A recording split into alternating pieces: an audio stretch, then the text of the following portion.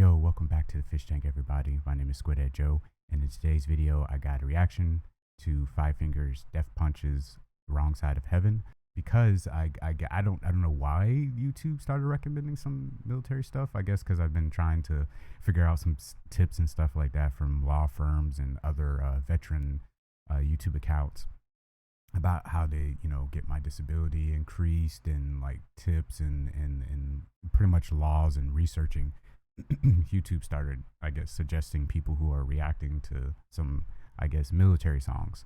And apparently one of those songs is by, like I said, Five Finger Death Punch, "The Wrong Side of Heaven." I am a U.S. Army veteran. I served 5 years active duty with one deployment tour over in Afghanistan. I never really was inside of combat.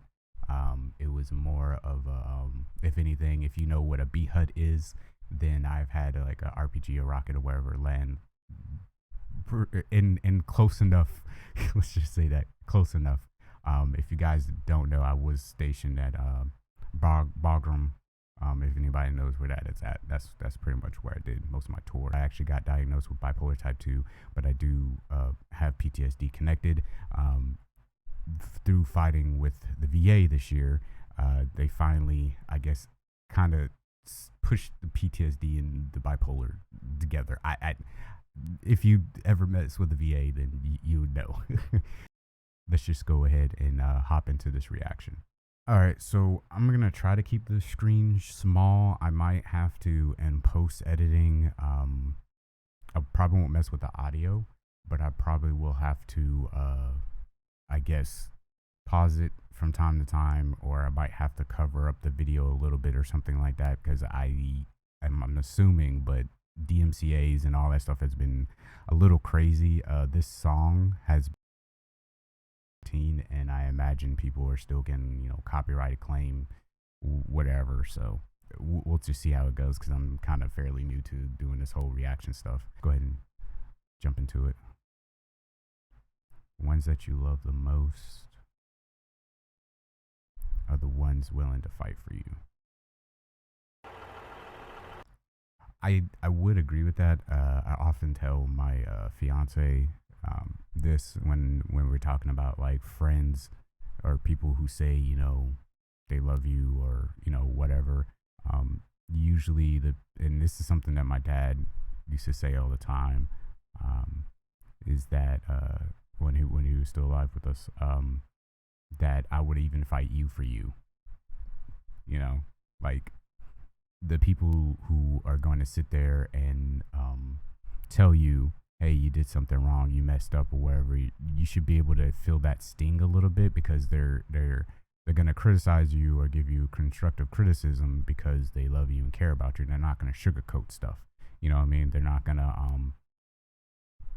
just say something to make you feel better. You know what I'm saying? And you can tell between somebody who's just trying to be an ass versus somebody who actually cares about you, and they're like, hey man, you messed up, this is where you messed up, this is how to correct the issue, the problem, whatever. You know what I mean? Like that's what they're gonna do. So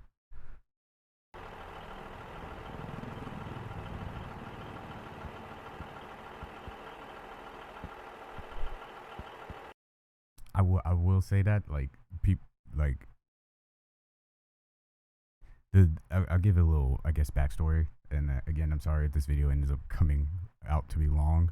But the reason I joined the military was, I don't know if anybody remembers 9/11. I was about to get out of middle school when it happened. And I remember like everybody in the school pretty much froze, and we just kind of watched the news and seen everything happen.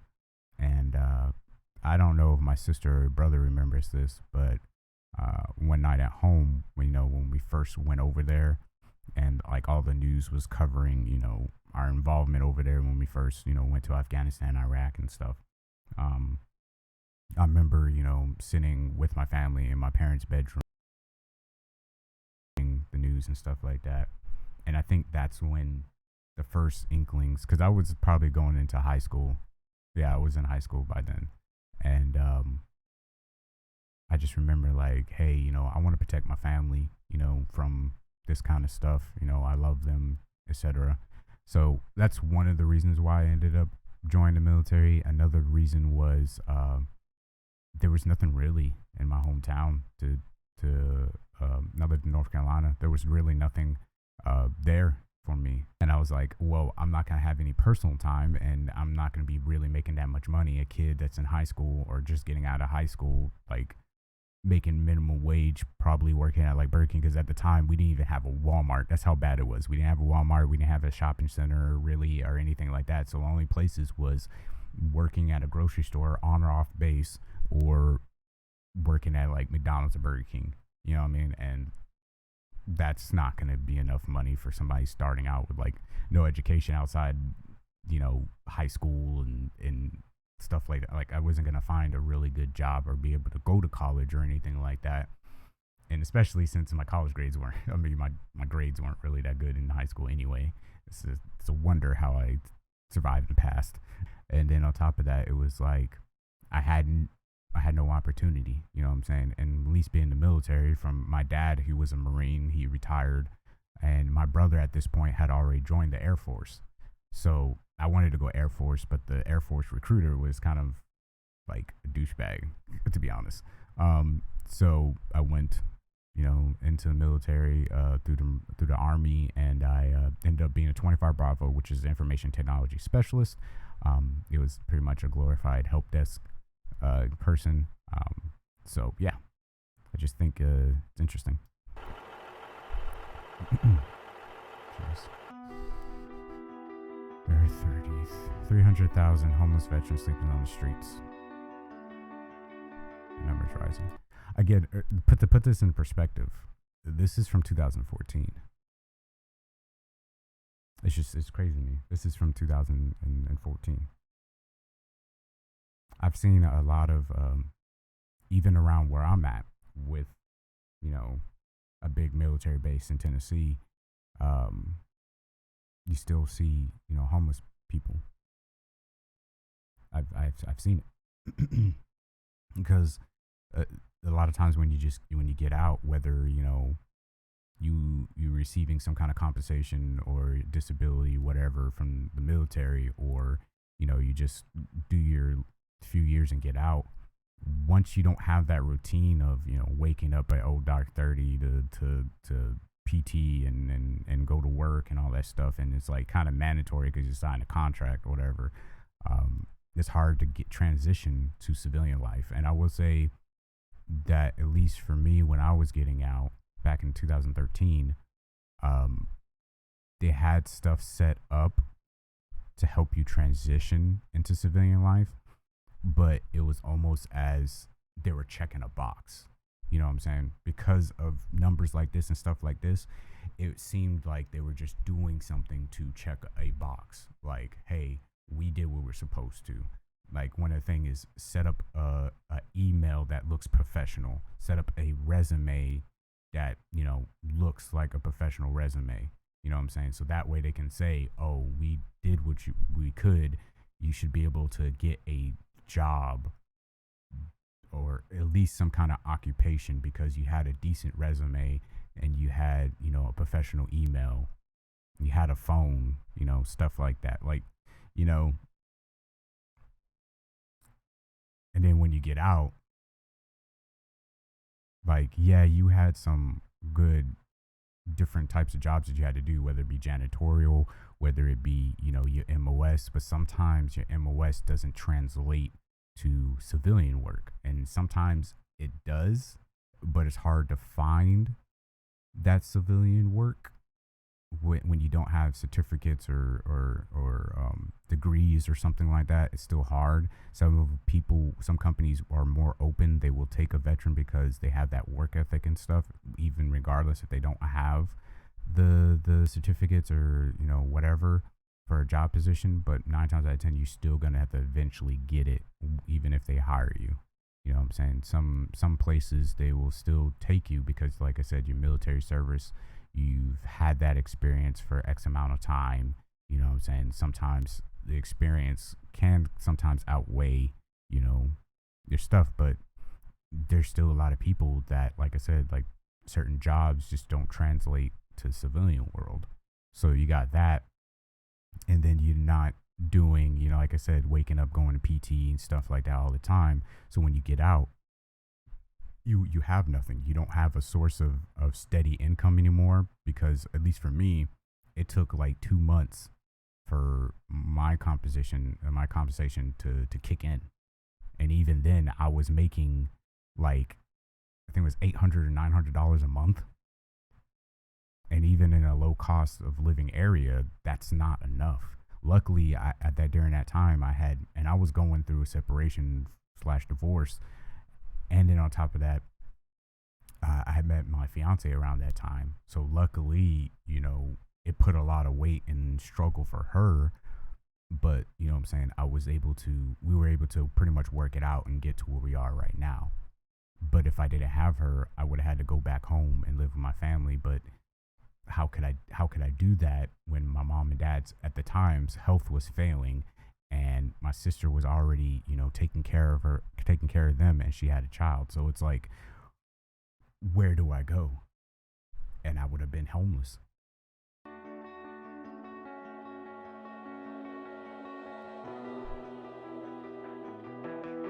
For 1.4 million veterans.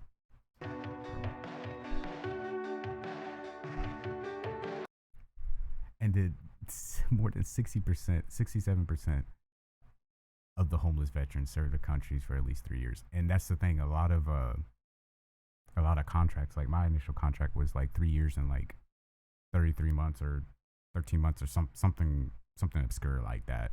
And I ended up doing a 2-year extension because I didn't know if I wanted to stay in the same MOS, or try to get out of the base that I was at or whatever. So that's how I ended up doing my 5 years. But it's just crazy to me, like, if you really think about it, like in the passage of time, like 3 years isn't really nothing. And I'm saying, like, if you look at how long humans have been on the planet and like the time of the galaxy, all that stuff, if you believe it or not, like 3 years isn't really that long. But in 3 years of doing something like that, and then, like I said earlier, when you get out and all that stuff happens, it's crazy to me. Like, it's crazy to me. Like, that short a time span can make you go homeless. It's crazy to me, dude. And sometimes, like, it's not even the person's fault. Like, maybe they want to stay in, you know what I'm saying? But something happened to them. Like I said, like for me, I went on that deployment from 2010, 2011. And then I came back and I did the United States Soldier Show. If anybody knows what that is, U.S. Army Soldier Show. That's that poster back there. And my problems didn't really start arising until like 2012.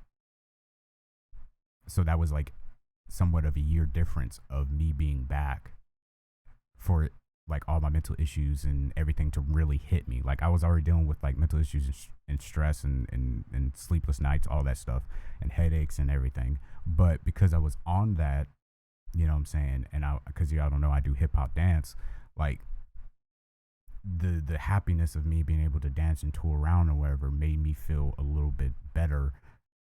So it kind of outweighed the negativity or whatever you want to call it. But then when I went back to my unit after, you know, doing a 9-month tour of that, like that's when all of it hit me, going back to my unit and stuff.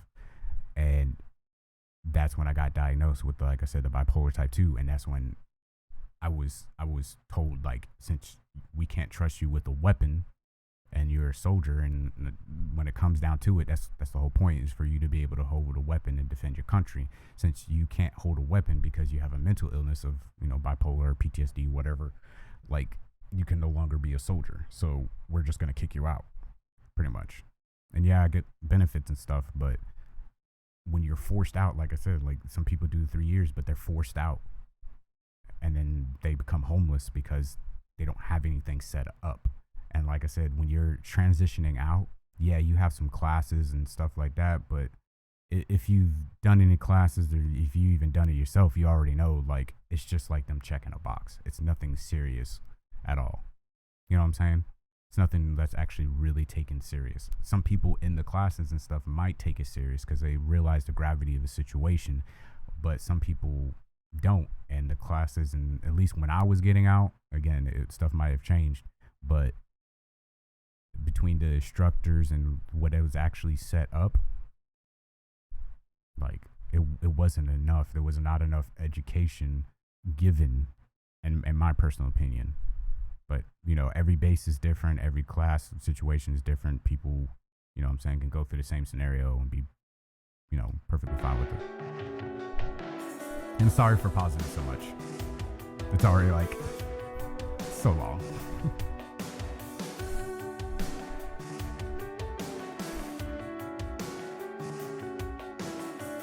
I spoke to God today, and she said that she's ashamed. What have I become? What have I done? I spoke to the devil today, and he swears he... I will say I don't really listen to rock too much. Like, country is definitely out the window for me. I'm mostly the R&B kind of guy, maybe, but more of a lo-fi jazz. You know, if you got, you know, a saxophone, you know, something like that, trumpet or something, I'm down for it, dude. Like, I'm down for it. I also listen to trap, and it's not the trap that you think, like hip hop trap. It's more that version of dubstep trap. So, but I like the cadence of this so far. I like the chorus and everything. So, a soldier somewhere doesn't understand why he's so easy to describe. Feel that one.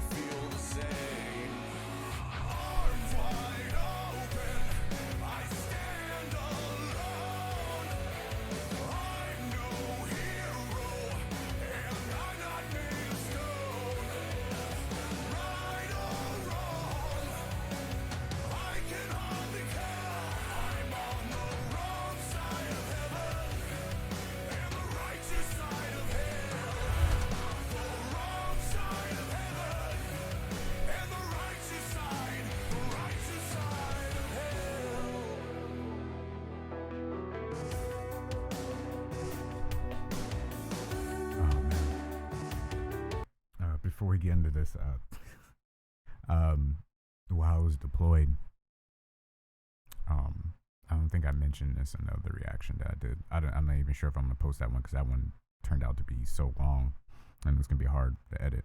But when I was deployed, I think it was like 3 or 4 months after already being there, there was an attack, and I think it was on a fob somewhere or a PRT.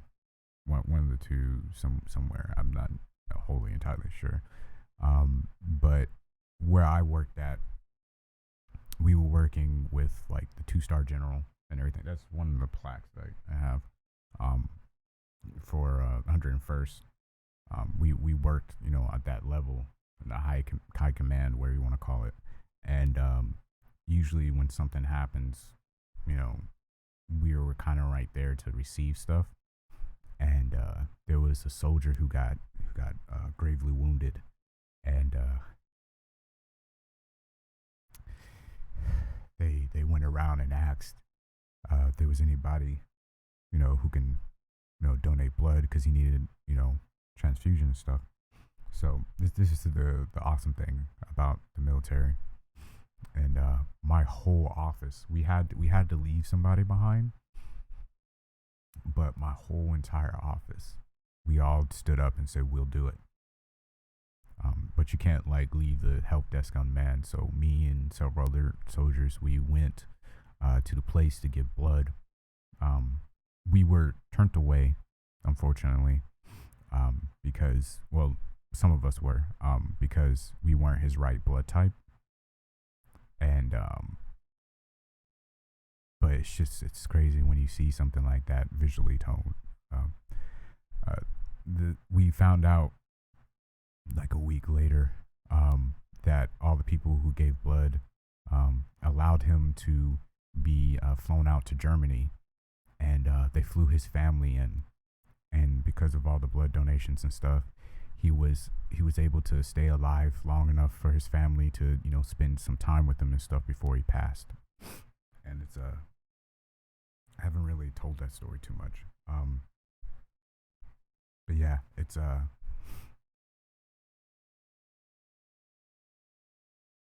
crazy. I heard from God today, and she sounded just like me. What have I done? And who have I become? I saw the devil. This thing about the divorce rates among military couples. Again, this is 2014. I've seen it. I've seen it portrayed through like YouTube. I've seen it more so like on TV shows and stuff like that nowadays.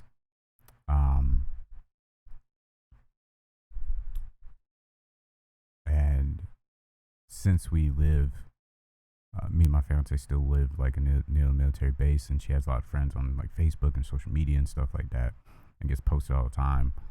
And she ends up meeting people on both sides, you know, people who are active duty or veterans, you know, men or women.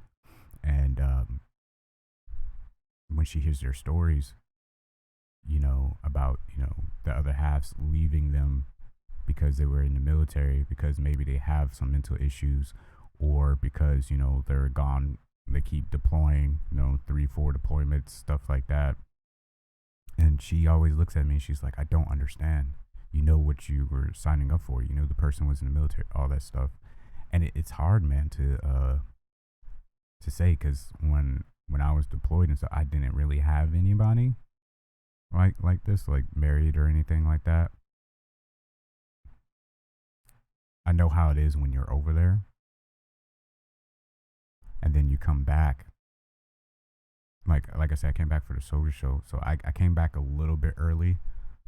So when it was just me, there was only two people from the 101st that went back for the 2011 soldier show, and it was me and another person.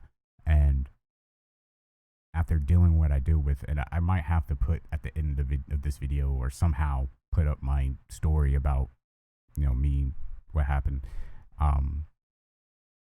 Coming back, man, like I didn't have a unit, you know what I'm saying? I didn't have a brother or a sister in the military that came back and went through the same deployment. I was by myself, you know what I mean? And you come back and like the base done changed, buildings done moved around, new buildings appear around the city or town, around the base. You're pretty much in like closed off from everything because you don't know what's going on. You're gone for like a whole year, and you come back and like so much has changed, and it's like you almost expect the world to be set on pause while you're away for that long, and then you come back and nothing's the same. You know what I'm saying? And it almost feels like everything changed overnight. So when like people come back to, you know, their spouse or their kids and stuff, like that's a whole year, dude, that you don't get back. And I'm not saying it's not hard on the people, you know what I'm saying, left here, you know, to defend the home front, as the people would say. You know, the spouse and the kids and stuff have to hold down the fort while this person is, you know, is gone for a whole year. Somebody who's significant, you know what I'm saying, in their livelihood is just up and gone for a whole year and then come back. Like the kids might not understand. They might not be in the age of understanding. It might be the first time for the spouse to experience something like that. And that's why a lot of people who are over there like end up getting like Dear John letters, as people would call it and stuff. And it's hard, man. And I know it's hard on both parties, but it's hard for me to even explain, like I said, to my fiance, like when she looks at me and she says, like, did people not understand what they signed up for? Because it's like, it's just hard, man. You don't know the ins and outs. And he looked a lot like me. I looked away. I turned away.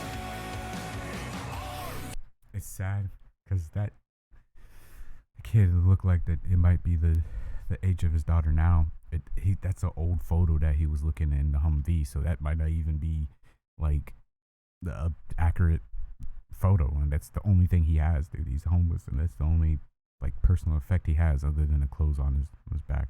And the mom just takes her away because she don't know, you know, this homeless man, like his backstory, anything like that. You just don't know, so she just, you know, takes daughter away, and the daughter's just trying to give the man a flower, dude. Like, oh god.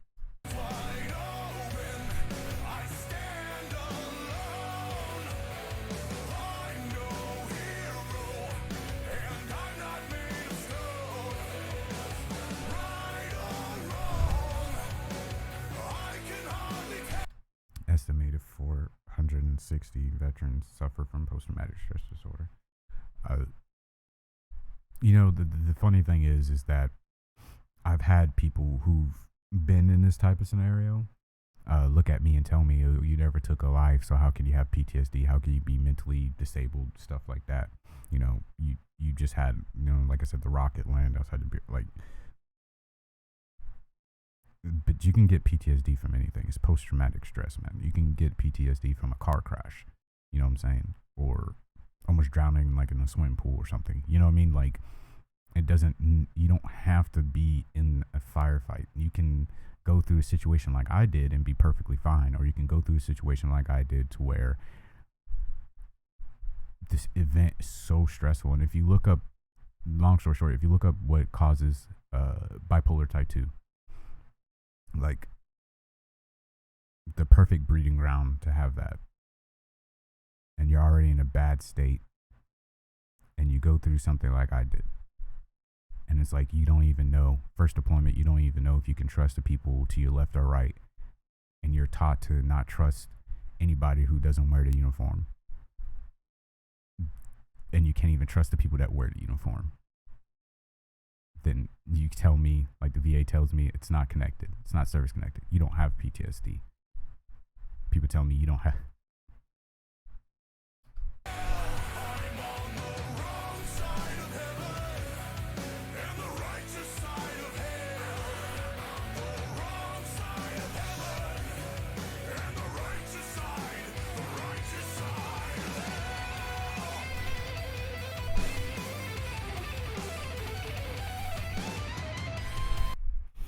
It's sad, man.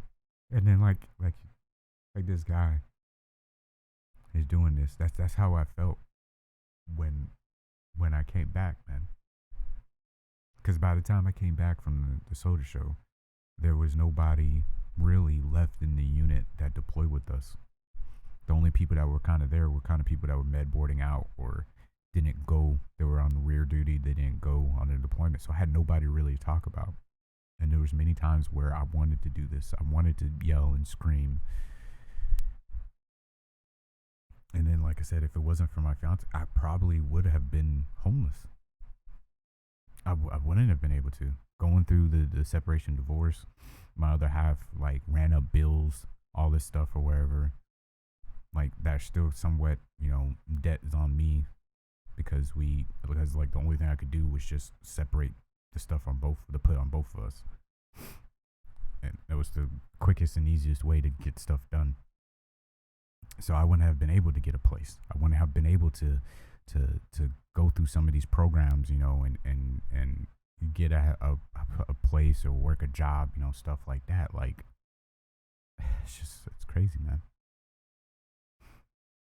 You know, and like they said earlier, all the person wanted to do was volunteer, man, and fight for the freedom and stuff. Like, that's how people can just, you know, go to a gas station down the street. You know what I'm saying? People say, you know, it's your choice for signing up and stuff. But 9 times out of 10, like I explained why I joined. Like, didn't really have a choice, man. It's hard, man. It's crazy.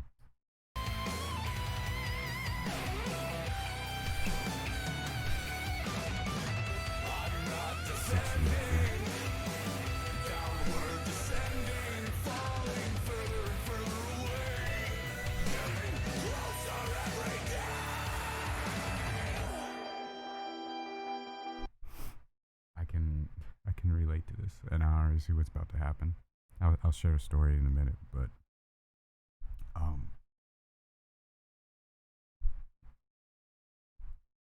when you got other veterans, you know, who maybe have or have not like taken other lives or been in a firefight and stuff,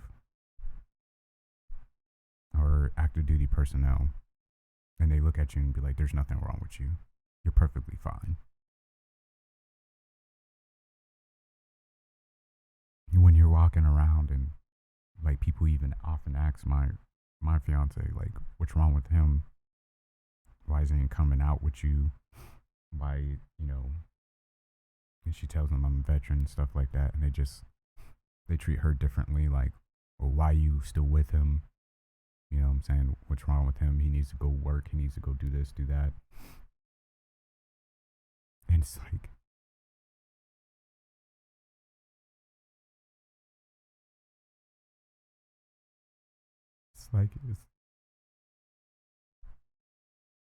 it's not like I wanted this, you know. It's not like I want to be able to provide. You know what I'm saying? I want to be able to go and work and stuff. I want to be able to interact with people because I want her to have a fulfilling life. I want to be able to provide for her so she don't have to work her ass off to make ends meet, and I have to sit here and try to fight to the point of years since I've been out trying to get the VA to see stuff. And it's like they don't want to help you or do anything because you got to have the proof. And in order to get the proof, you have to pretty much go into deep, like, it's just,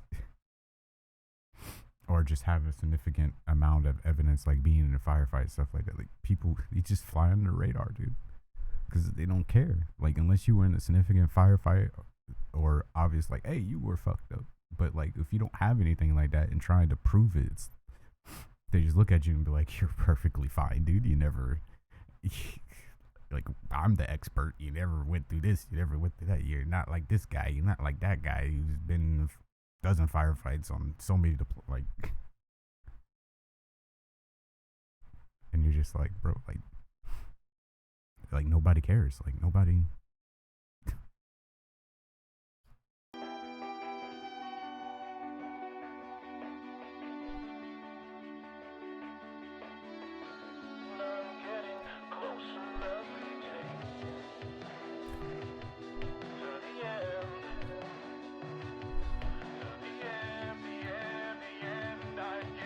Closer every day. I knew it was gonna happen. I knew it.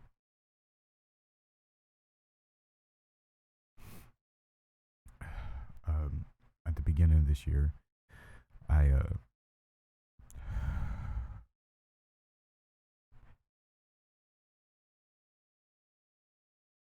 don't even know if I can.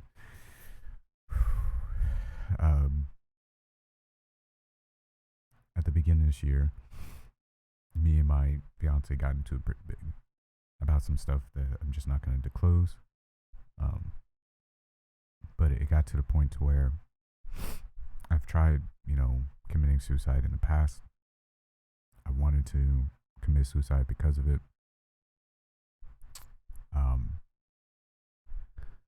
And luckily, in order for me to go through it, I had to put my phone down, and my phone just happened to be in my hand.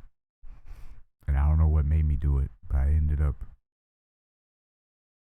calling 911. And because I called 911 and told them pretty much what was happening, they ended up, the dispatcher stayed on the phone with me. And this is the quickest I've ever seen police show up. And they sent a guy over who is a veteran himself. And the two other cops asked to join in, who are also veterans. And because of that, I don't know if the officers, you know, happen to see this video. I don't know if they remember me or not. I never really caught their names. But if it wasn't for them, I probably wouldn't be here right now. That's how bad it was. I even explained to them their story, my story. And it was kind of like that, man. They didn't want to put the handcuffs on me. So they handcuffed me in the front because, you know, it's their policy. But they were like, nah, man, he's like, I want you to go get help. Like, I don't want to see another veteran take their own life.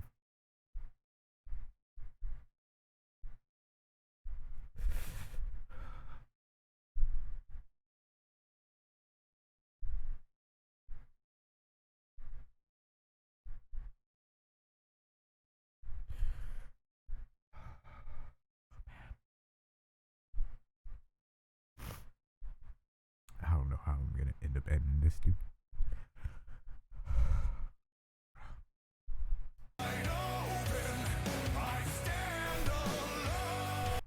I would agree with that, man. There's so many veterans out there that don't get the help. And like I said, if you are yourself and you've did or dealt with the VA at all, like whether they're understaffed, undermanned, especially with like COVID going on, they're outsourcing like stuff. I just recently did an exam where the person that did an examination for me to, you know, get an increase or get unemployability, it's like a 5-minute exam and they just didn't really care. And because the person for whatever reason wasn't going to be in the office, it was delayed later because I went for my shoulder and headaches and then for my mental as well. But the mental half had to be put a week later because the person didn't show up for whatever reason. And after that Sunday, my mom had passed away. And this is before Thanksgiving of this year. And that Wednesday after my mom passed, that's when my thing was. And I was telling them everything. And I even told them my mom passed away. And they were just like, oh, sorry to hear that. And they just kept going. Like no sympathy, no fucks given, no nothing. And people wonder why, like, veterans are sitting out here homeless with nothing or whatever. Because you have people who do those examinations like that who just don't give a fuck. You know what I'm saying? If you weren't in a firefight or if you don't have any obvious stuff or whatever, like there's people out there who are in charge of, you know, examining people, giving people ratings, who just don't give a fuck. For whatever reason, they just don't care. You know, and to the point to where you have to do appeals, to the point to where you have to get a lawyer to do all this stuff just to be like, hey, I'm fucked up in the head or I'm fucked up physically. I deserve a compensation. Like I did this, did that, you know, whatever. And it's crazy to me, man. You know, I've seen people who, you know, that shouldn't be working two jobs or whatever to take care of the families because they're so messed up. Me personally, I know I couldn't. I don't have that resilience anymore. And that's what it hits me so hard when the song is like, I'm not a hero, I'm not made of stone. And you try to put on a brave face to cover it all and be like, you know, you're strong and trying to be strong all the time in front of everybody when all you want to do is just break down and cry, man, yell, scream, you know. And then they wonder like why homeless people, you know, are addicts on the streets, you know, alcoholics, you know, stuff like that. And just people don't get it, man.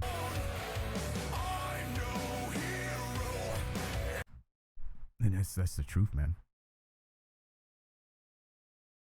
This right here.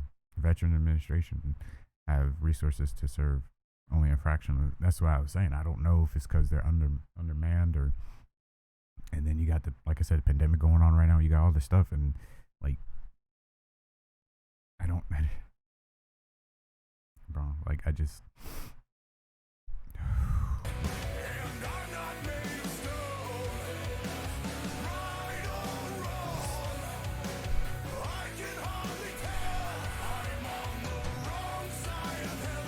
So you know me.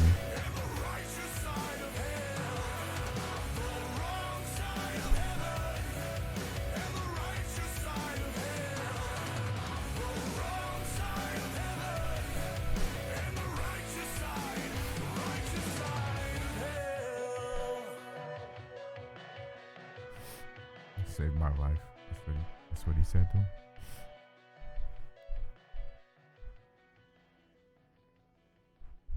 And the time you're watching this video, a veteran somewhere took his life.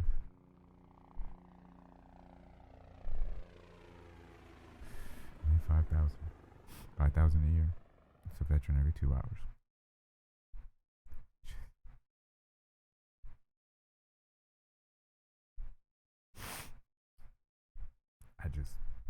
It's crazy to me, dude. Like,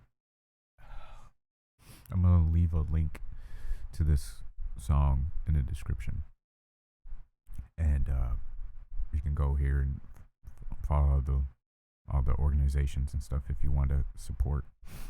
Man, it's hard, man. It's really hard because you know, I've tried while I was deployed. I had the barrel of my M16 in my mouth, sitting in a porta john because of all the stuff that happened to me. I just couldn't pull the trigger. You know, and since I've been out or was getting out, you know, I tried some other stuff. So when people look at me and they're like, "There's nothing wrong with you, bro." Even while I was in, I was having, you know, my staff sergeant talk to a sergeant that literally just got promoted to sergeant in front of privates, just openly talking about, you know, me and another soldier that was getting out around the same time I was, same you know, squad and everything, saying that we were just using our diagnosis or disabilities of us getting out and stuff like that as an excuse to not go on deployment and not do this and not do that. And it's like the other dude, he had really bad sleep apnea to the point to where he needed a machine. I needed a machine too, but his was he would stop breathing in his sleep to the point to where his wife would wake up and not know if her husband was going to be alive or not. Him gasping for air and while he's sleeping or wherever, not being able to breathe. And you got a staff sergeant telling like in front of privates, dude. like, and then you got veterans looking at you like, just, and it's like, no wonder, like, people like me just feel like you're by yourself, you're alone. You know what I'm saying? Like, if it wasn't for COVID stuff happening and I got contracted through the VA to get somebody else to examine me, and the same shit I was telling that person is the same shit I've been telling the VA since 2013, and it took all the way to 2021. And the only thing that changed of that story was that I called 911 because I wanted to kill myself, and I got locked up in the mental ward, the psych ward. But because some stuff, my mom's health was failing this year. She, like I said, she ended up passing away. The people at the institution let me go because they didn't know if I would have to fly back home, because they're pretty much going to do a Red Cross message. That's the only reason why I was able to get out of there. And that's the only thing that changed in my story. And now all of a sudden, now the VA is like, well, yeah, you're not, you know, at this percentage, you're at this percentage. You're no longer 50%, you're 80%.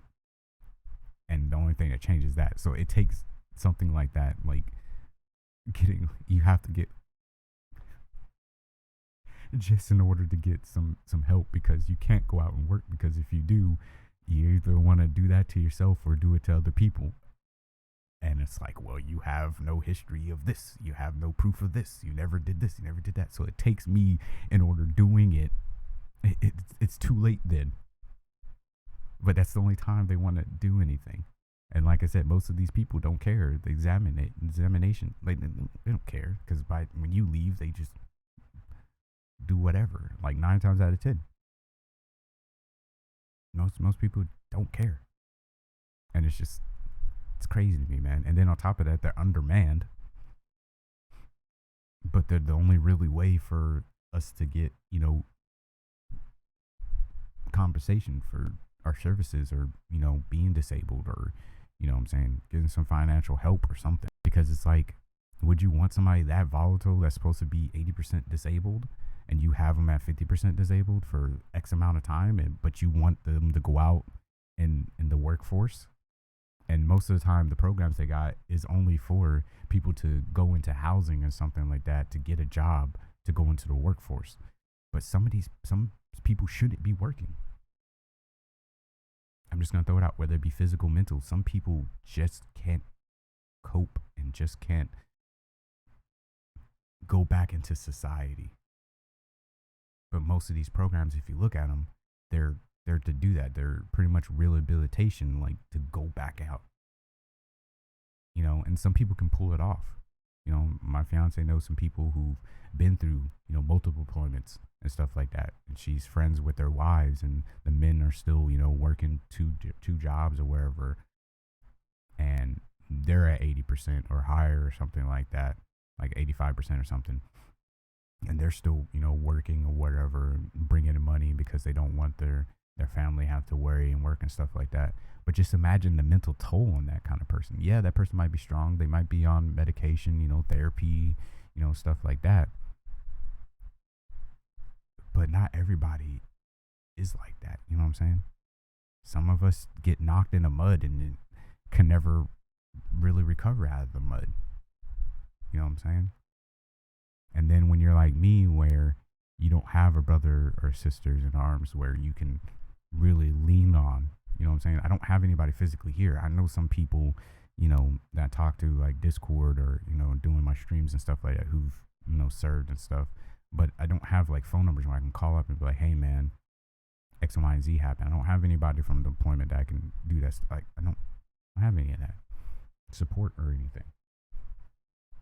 And then when you're constantly like fighting like this for so long, and then, like I said earlier, you wonder why, people are telling my fiance, oh, leave him. You shouldn't be with him, X, Y, and Z, because he's mental, because he's a veteran, all this stuff or whatever. He's not working. He's not doing this. He's, what I'm saying, find somebody better, all that stuff or whatever. Like a veteran doesn't deserve to be loved or have a family, start a family, have things, whatever. And it's crazy to me, man. Man, this one was tough. And this is like an hour-long video already. I don't know, man. But this is some organizations, I guess, that like I said, I'm gonna link this video down below. I don't know if all these organizations are still around. I'm not sure about any of it. I know Disabled Veterans, America Veterans, the DVA is or the DAV, sorry, is somebody that I work with and I go through for stuff. So I know they're still around. I imagine most of these, if not all of them, are probably still around. But either way, you got the phone numbers there. You got the names, you got the websites. I'm going to go ahead and, like I said, link this video in the description so you can go through if you want to help out for whatever reason, or, whatever you want to do, it'll be there. So you can definitely go check it out and everything. With that being said, I don't know how I'm going to edit this down. This is a long video. I'm looking at like 55 minutes right now. So I don't know. I do get a little rambly when I start talking about certain things, so I apologize. Thank you to all who sat behind this and watched it and listened. Yeah. Whew.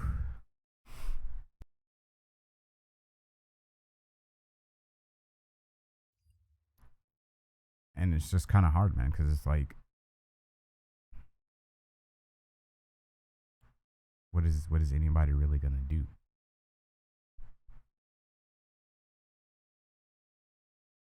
know what I mean? What can you do? You know what I mean? So hopefully in the future we can do better by our veterans, or people who served, are currently serving and stuff, active duty, reservists, all that stuff. Hopefully we can do something in the future for them, and make, some changes or wherever, because those numbers are ridiculous. And like I said, those back in 2014, and I imagine the numbers have only gotten worse. And for the VA to be undermanned, for healthcare, whether it be physical, mental, the whole rating system, in order for people to get compensated, how long you have to fight somebody, appeals to get to where you need to be, getting a lawyer, taking it up to court systems. Like, there's just so much, dude. And most of the time, veterans will fight for the whole time they're out, and never get compensation, or never get to the point to where they should be. You know what I'm saying? Somebody shouldn't be homeless who's like 30 to 50% disabled, which is permanent retirement, and they're only making, like I said, I was making $900, like $800-900 when I first got out. A month. That's not every 2 weeks. That's not every week. It's a month. Cost of living, dude. My rent at the time that we finally went through a rental company, and it was an apartment, and that rental apartment was $600 and something, just to be in a closed 2-bedroom apartment. The bedroom is barely could be considered a bedroom. Really didn't even have a closet. It was like 7 apartments, like stacked in a row, barely big enough to have, like, you couldn't even have like a kitchen table or anything, but there was a kitchen there. The living room, master bedroom, wasn't really even a master bedroom. It was like a regular sized bedroom. Like, you couldn't even really put like a dresser or anything in there with a bed. The closet was shitty. Like, and I'm paying, like I said, I'm paying like $600 and something for that, almost $700, and off of a $900 paycheck, dude. That's a month. That's not including a car note, or at that time, I finally paid off my car, so that's not including the car insurance, the utilities, the lights, water, gas to drive the car, food, all that. Like, and of course, there's programs out there where you can get food and get help and all that stuff. But it's like, bro, you're making that a month for somebody who's legally permanently retired at 50% disabled. It's crazy to me, man. It's crazy. If you ever want to know anything, just look at the pay scale, dude, for percentages for single vets and veterans that have like dependents, which would be like a wife, kids, and stuff. Just look it up. It's crazy. With that being said, this turned into like a whole hour thing, just talking about stuff. I don't even know if any of this is gonna make it into a video. So, but yeah, y'all have a squirtastic day. God bless you and yours. Deuces. I'll see you guys in the next one.